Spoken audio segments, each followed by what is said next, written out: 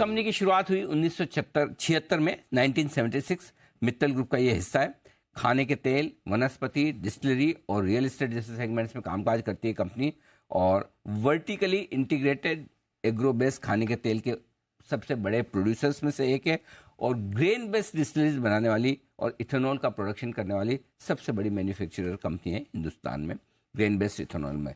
आइए आपकी मुलाकात करवाई जाए कंपनी के जॉइंट मैनेजिंग डायरेक्टर कुशल मित्तल साहब हमारे साथ कार्यक्रम में हो रहे हैं शामिल, जिन्होंने बॉस्टन की नॉर्थ ईस्टर्न यूनिवर्सिटी से आपने एमबीए किया है फाइनेंस में।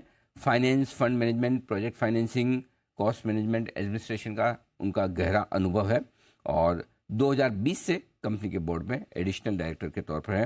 बहुत बहुत स्वागत है मित्तल साहब आपका, धन्यवाद हमें समय देने के लिए। क्योंकि पूरा सेक्टर बड़ा सुर्खियों में, और स्पेशली शुगर और एथेनॉल बनाने वाली कंपनियां, तो सबसे पहले आपसे जानना चाहता हूं डिमांड के बारे में। एथेनॉल को लेकर किस तरह की डिमांड इस वक्त है, कैसा माहौल है, जरा बताएं सर। सर, आज की डेट में देखा जाए तो एथेनॉल की डिमांड अच्छी है। हमारी 600 केएल की कैपेसिटी के हिसाब से, जिसमें ग्रेन बेस्ड अल्कोहल भी है और एथेनॉल भी है, पर जो उसका एथेनॉल पोर्शन है वो अक्टूबर एंड तक हमारे पास ऑर्डर बुक एकदम फुल है। और नवंबर 1 से नया एथेनॉल का साल शुरू होएगा, जिसमें उम्मीद है कि ब्लेंडिंग परसेंटेज सरकार बढ़ाएगी, तो नेक्स्ट ईयर ये एथेनॉल की डिमांड और भी बढ़नी चाहिए।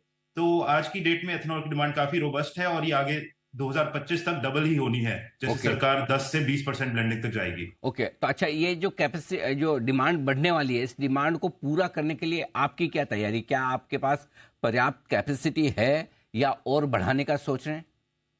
सर, देखा जाए तो कंपनी लास्ट ईयर एक 200 केएल की कंपनी थी। इस 200 से 400 केएल की कंपनी हुई जब हमारा बंगाल में 200 केएल का प्लांट ऐड हुआ। अब हमारा ड्राई रन चल रहा है बठिंडा में, जो 200 केएल से 400 केएल प्लांट हो रहा है।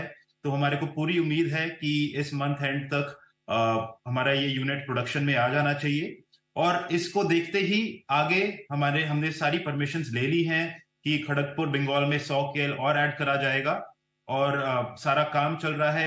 हम शेड्यूल से भी अहेड है, और हम कोशिश है कि अक्टूबर तक ये प्लांट चालू कर देंगे। तो टोटल कंपनी की प्रोडक्शन कैपेसिटी हो जाएगी 700 केएल, जो अबाउट 20 से 21 करोड़ लीटर स्पिरिट बनाने की कैपेसिटी रहेगी पूरी साल में।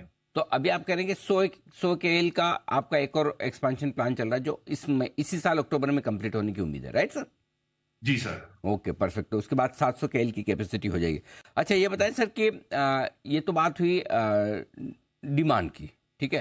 प्राइसिंग को लेकर कैसा आउटलुक है, किस तरह की प्राइसिंग अभी आपको एथेनॉल पे मिल रही है, और आगे क्या आउटलुक है सर? सर देखिए, प्राइसिंग आज की डेट में काफी सेटिस्फैक्टरी है, काफी अच्छी है। और जो तकलीफ थी पिछले साल में कि जो फ्यूल के प्राइसेस में वॉलेटिलिटी बहुत ज्यादा थी, तो मुझे बहुत खुशी होती है कि अब हम एक ही अल्कोहल मैन्युफैक्चरिंग कंपनी है पूरे देश में जो पराली एज अ फ्यूल यूज करके पावर बनाएंगे। आपको पता है, जैसे हर साल फार्मर्स पराली बर्न करते हैं, तो हमने एकदम नई टेक्नोलॉजी का पावर प्लांट लगाया है अपने बठिंडा यूनिट में, जो about 60 ton per hour steam बनाएगा पराली से। और यही पराली हमने नेक्स्ट पूरे ईयर की भी बुक कर दी है ₹2.63 में। तो ये एक फ्यूल के बेसिस पे बहुत बड़ी कॉस्ट सेविंग है, और ये कोई भी कंपेटिटर नहीं कर रहा। तो प्राइसिंग के लिए हमारे लिए बहुत बड़ी एडवांटेज है कि हम बहुत कॉस्ट एफिशिएंट कंपनी है जब एथेनॉल की बात करी जाए और अल्कोहल मैन्युफैक्चरिंग की तो बात आप ये कह रहे हैं मित्तल साहब कि पराली से भी आप पावर बनाएंगे, राइट?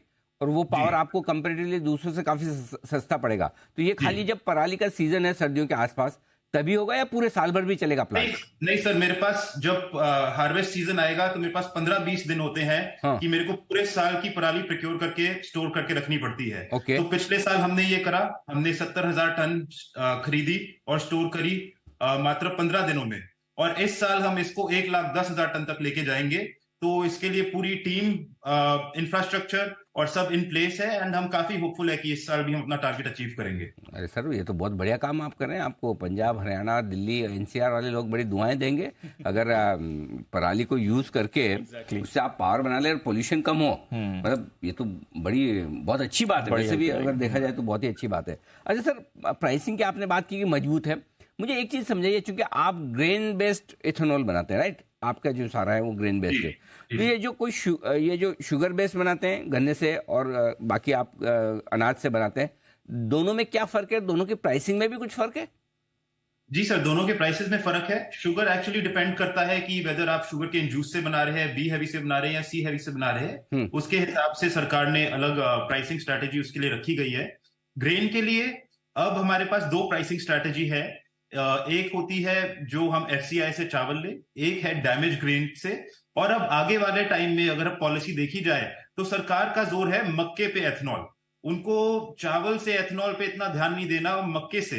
तो हमारे को एज एन इंडस्ट्री काफी उम्मीद है कि इसका प्राइस जो आएगा नेक्स्ट ईयर वो काफी अच्छा आएगा, और क्रॉप डाइवर्सिफिकेशन में भी ये हेल्प करेगा हमारे देश को।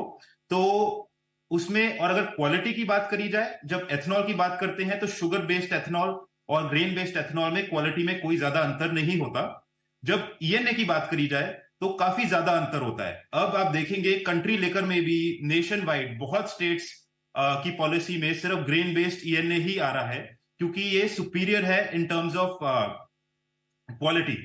तो अब देख रहे हैं कि शुगर वाली जो कंपनियां है वो सिर्फ एथनॉल की तरफ ट्रांजिशन हो रहे हैं, और जैसे हम ग्रेन बेस्ड डिस्टिलर्स हैं, हमारे अल्कोहल की डिमांड काफी अच्छी चल रही है इस वजह से। ओके।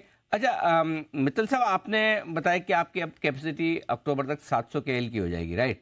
और करीबन करीबन आप 21 करोड़ लीटर का प्रोडक्शन कर पाएंगे, राइट? जी। तो एक ब्रॉडली रफ अंदाजा दे सकते हैं पर लीटर आप कितना प्रॉफिट बनाते होंगे? सर देखिए, ऑन एन एवरेज अगर मैं अल्कोहल एथनॉल का ले तो सेफ टू से है कि 9 से 10 रुपए पर लीटर का इसमें अपने को मार्जिन रहता है। तो 9-10 रुपए का मार्जिन मतलब आप करीबन करीबन 200 करोड़ का प्रॉफिट तो खाली इसी से बनाएंगे आप? 200 करोड़ की सर ईबिटा कह सकते हैं। 200 करोड़ का ईबिटा। हाँ, और इस पूरे साल का फाइनेंशियल ईयर 2023 का ईबिटा कितना था आपका, अंदाज देता है? सर हमारा ईबिटा इस साल थोड़ा एडिबल ऑयल ने एक क्वार्टर में हिट ली, तो हमारा ईबिटा टोटल इस साल का लास्ट क्वार्टर का 47 करोड़ आपका दिखा रहा है। 47 करोड़ ये लास्ट क्वार्टर का था आपका, जो फोर्थ क्वार्टर का आया है। तो उस हिसाब से अगर मतलब खाली ये ईबिटा हमारा इस साल का 118 करोड़ था। अच्छा, और खाली 200 करोड़ आपका इसी से आ सकता है? जी जी। ओके। एडिबल ऑयल सेक्टर जैसा चलता आ रहा है वैसा ही चलेगा। ओके। और एडिबल ऑयल वाले सेगमेंट में जिसमें आपका रेवेन्यू करीबन करीबन 50-60% है, राइट सर? तो वहां पर किस तरह की परफॉर्मेंस रहेगी? सर वहां पर आई थिंक कंसिस्टेंट परफॉर्मेंस रहेगी। ना ज्यादा गिरावट ना ज्यादा चढ़ाव। कंपनी का फोकस है हमारी ब्रांड बिल्डिंग पे, और इस पे हम अच्छा काम कर रहे हैं। तो इसको आगे आने में थोड़ा 1-2 साल लग जाएंगे। तो 50-60 करोड़ का ईबिटा आपका यहाँ से एडिबल ऑयल से 200 करोड़ के आसपास का है, यानी 250 करोड़ का ईबिटा इस साल के मुकाबले में दुगुना आप आराम से वित्त वर्ष 2024 में कर सकते हो, अगर मैं रफ कैलकुलेशन कर रहा हूँ। ये सही सर? जी सर, यही आई थिंक यही कोशिश है। इस साल पूरा 20 से 21 करोड़ लीटर का आना मुश्किल है, क्योंकि हमारा जो बठिंडा का प्लांट है वो नेक्स्ट क्वार्टर में प्रोडक्शन में आएगा। बट हमारी कोशिश रहेगी कि 18 करोड़ लीटर की प्रोडक्शन आ जाए।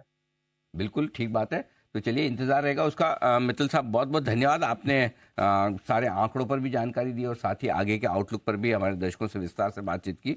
धन्यवाद आपका। तो दीप, बड़ी इंटरेस्टिंग चीज़ है। तो जिस तरह से वो कैलकुलेशन बता रहे हैं उस हिसाब से अगले इस वित्त वर्ष में पिछले वित्त वर्ष के मुकाबले में लगभग दुगुना कामकाजी मुनाफा आ सकता है। तो स्ट्रॉन्ग ऑपरेशनल परफॉर्मेंस आने की तैयारी बीसीएल इंडस्ट्रीज की तरफ से आप देख कर चल सकते हैं।